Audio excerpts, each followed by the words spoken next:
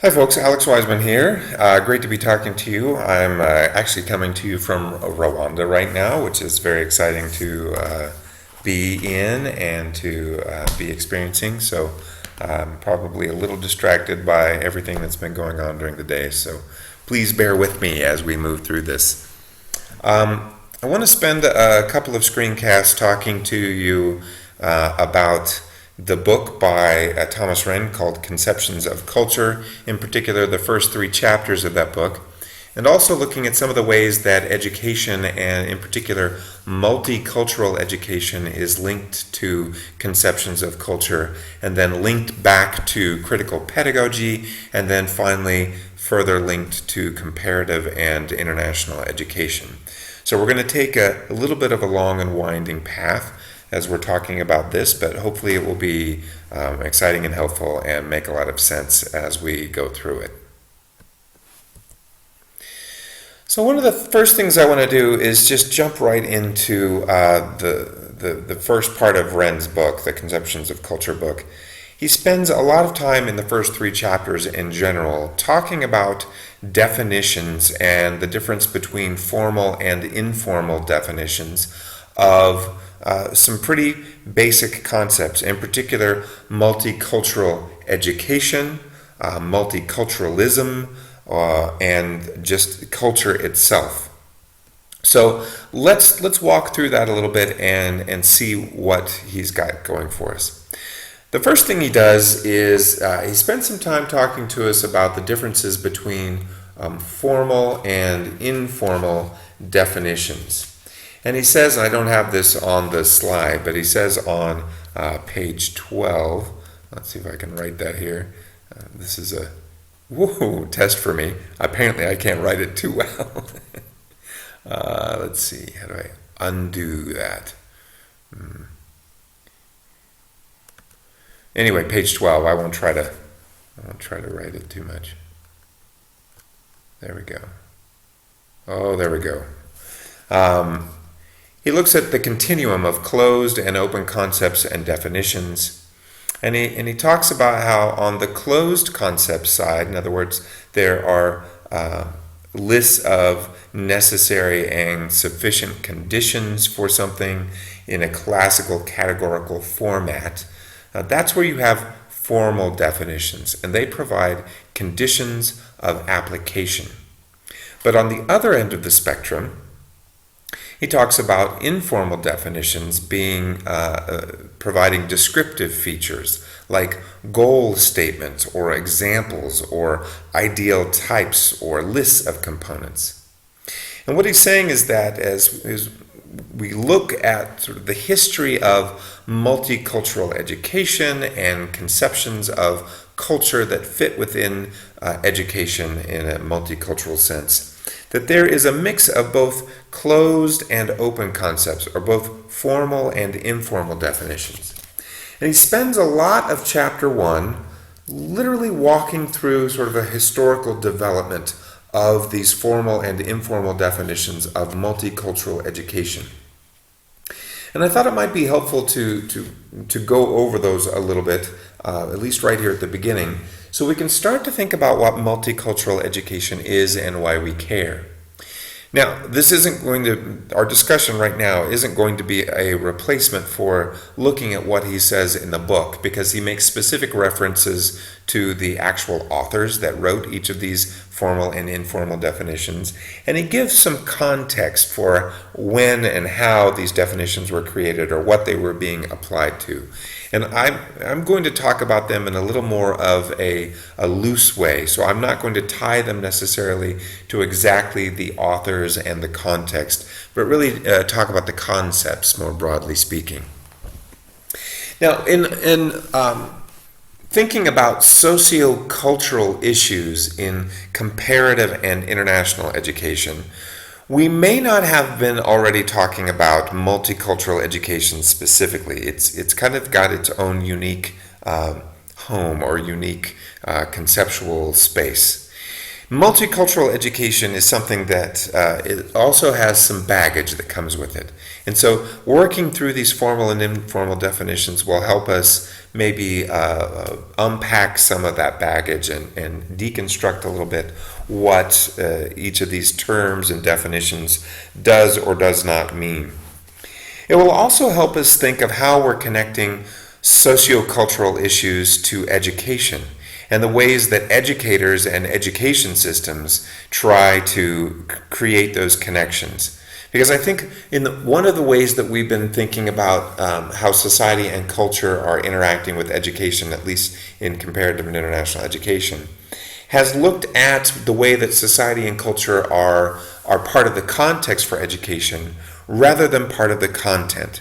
And that's an important distinction, that we've been looking at how society and culture may be more part of the context than part of the content for education. So we're shifting a little bit and looking at society and culture as part of the content and the structure of education. So one of the first formal sort of closed concept definitions of multicultural education that Wren talks about came from 1980, and it said exactly what it lists here, that conceptually, multicultural education is that which recognizes and respects the cultural pluralistic nature of our society in the United States. Now, there is a set of literature that talks about the origin of multicultural education and really puts an emphasis on the fact that originally it was referred to as cultural pluralism. And so this is a definition that tries to bridge that, or that brings us from cultural pluralism into thinking about multicultural education in a more synthetic sense, if that makes sense. Synthesized is what I mean, not synthetic as in fake. Cultural pluralism is more of the idea of cultures living alongside one another, and this pluralism meaning that there are many cultures that are part of the fabric of society or the nature of society. And I think that is how multicultural education was first conceptualized, that there were multiple cultures that were present within society and also within education. And in particular, these definitions tended to come out of an American tradition or an American conceptualization of how multiple cultures could be involved in or shape the content and the structure of education systems. And you'll see that as we move through these definitions, that some basic assumptions about the political, economic, and social characteristics of the United States make their way into definitions of multicultural education. All right, a following more informal, more open concept definition in this sort of historical march that Wren is taking us on is this next one. It says that multicultural education is viewed as a methodology counter to racism and prejudice based on ethnic identification and to promote positive attitudes about human diversity. Now, this is an important step in the definition of multicultural education, because now it's talking about multicultural education as a methodology, meaning it's a process or a method by which racism and prejudice can be actively resisted or countered. And that those sorts of tools for racism and prejudice that are based on identifying ethnicities is going to be somehow ameliorated or resolved through multicultural education. And instead, this methodology of multicultural education will be promoting positive attitudes about cultural pluralism or human diversity. So about multiple cultures and multiple ways of culturally understanding what knowledge is, what we're learning, how we're working with each other within schools, etc. This was followed then later by a definition that was also looking at ethnicity. And it said that multicultural education is a deliberate educational attempt to help students understand facts or generalizations or attitudes and behaviors derived from their own ethnic roots or origins, as well as others. In other words, this definition now brings in an element of students' own identity and their ethnic or their cultural identity into their understanding about facts, generalizations, attitudes, and behaviors.